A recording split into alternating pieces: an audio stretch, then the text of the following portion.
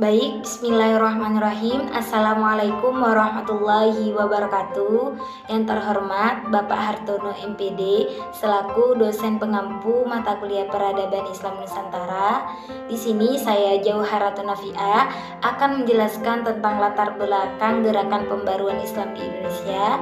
Langsung saja ke pembahasannya. Pembahasan yang pertama tentang pembaruan Islam, yang kedua pembaruan Islam pada abad ke-18 dan ke-19, yang ketiga pembaruan Islam pada abad ke-20, dan yang terakhir pembaruan Islam pasca kemerdekaan. Langsung saja ke pembahasan yang pertama tentang gerakan pembaruan Islam. Pembahasan yang pertama tentang pembaruan Islam. Pengertian pembaruan Islam. Secara epistemologis, pembaruan terjemahan dari kata modernation dalam bahasa Indonesia adalah proses menjadi baru, sedangkan kata modernism menurut Harun Nasution dalam masyarakat barat mengandung arti adat istiadat, institusi-institusi lama, dan lain sebagainya.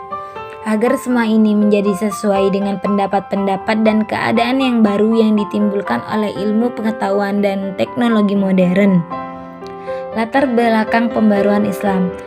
Latar belakang munculnya pembaruan dalam bidang pendidikan Islam antara lain adanya situasi sosial, keagamaan masyarakat Mesir saat itu yang penuh dengan taklid, bid'ah dan hurafa serta pemikiran yang statis. Menurut Fauzan, secara garis besar ada beberapa faktor yang mendorong terjadi proses pembaruan pendidikan Islam, yaitu yang pertama faktor internal dan yang kedua faktor eksternal. Faktor internal meliputi tiga. Yang pertama, kebutuhan pragmatis umat Islam yang sangat memerlukan satu sistem pendidikan Islam yang betul-betul bisa dijadikan rujukan dalam rangka mencetak manusia-manusia muslim yang berkualitas, bertakwa dan beriman kepada Allah Subhanahu wa taala. Yang kedua, agama Islam melalui ayat suci Al-Quran banyak menyuruh atau menganjurkan umat Islam untuk selalu berpikir dan bermetaform, membaca dan menganalisis sesuatu untuk kemudian bisa diterapkan atau bahkan bisa menciptakan hal yang baru dari apa yang kita lihat. Yang ketiga, adanya kesadaran sebagian para ulama atau tokoh umat Islam akan ketinggalan dari orang barat dan mereka ingin memperbaiki kembali nasibnya. Faktor eksternal, adanya kontak Islam dengan Barat, terutama setelah penaklukan Napoleon terhadap Mesir, telah menyadarkan dan mengunggah umat Islam untuk melakukan perubahan pragmatis umat Islam untuk belajar secara terus kepada Barat. Sehingga ketertinggalan yang selama ini dirasakan akan bisa terminimalisir. Pembahasan yang kedua tentang pembaruan Islam pada abad ke-18 dan ke-19. Merajuk Azra pada abad ke-17, perkembangan Islam di Nusantara sangat terpengaruh oleh tiga orang ulama Melayu Indonesia, yaitu Al-Raniri, Al-Singkili, dan Al-Mokosari, yang berpatok kepada keselarasan antara syariat dan tasawuf. Usaha-usaha pembaruan mereka disebut sebagai pembaruan tajdid, kembali kepada ortodoksi Sunni dan semakin intensif Islamisasi di Nusantara. Tapi di pihak lain, Hamka dan Federspiel menyatakan bahwa pembaruan di Nusantara dengan kebangkitan gerakan Paderi di Sumatera Barat pada permulaan abad ke-19. Bahkan Delier Noer menyebutkan abad ke-20 sebagai awal pembaruan Islam di Indonesia dengan berargumen bahwa sebelum abad ke-20 Islam di Indonesia dinominasi oleh tasawuf. Cangkokan mistisme Islam dengan kepercayaan Hindu-Buddha yang sudah terlebih dahulu di Delier Noer juga menyebut abad ke-18 sudah ada pengaruh dari Arab, tapi lebih kepada pengaruh dalam pengertian politik pan-Islamisme. Dan yang pembahasan yang ketiga tentang pembaruan Islam pada abad ke-20.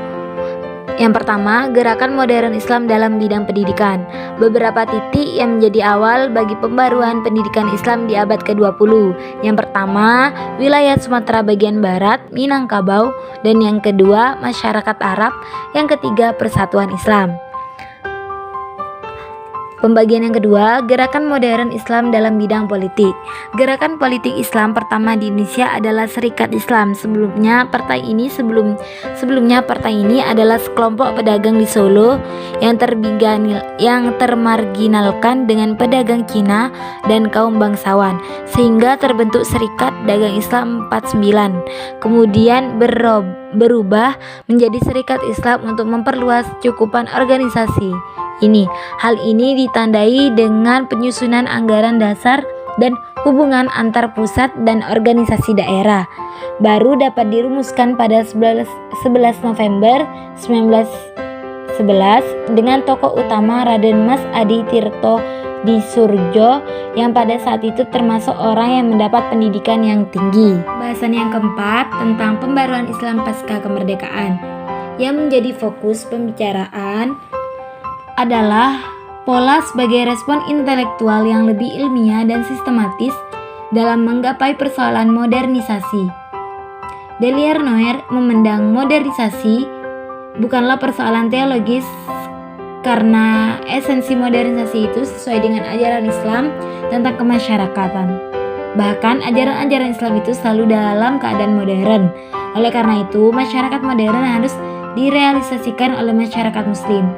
Nurholis Majid sebagai tokoh muda yang menonjol pada tahun 60-an menyatakan bahwa modernisasi adalah identik dengan rasionalisasi yang harus merombak pola pikir dan tata kerja lama yang tidak rasional dengan menggantinya dengan pola pikir dan tata kerja untuk mendapat daya guna yang efisien dan maksimal untuk kebahagiaan umat manusia.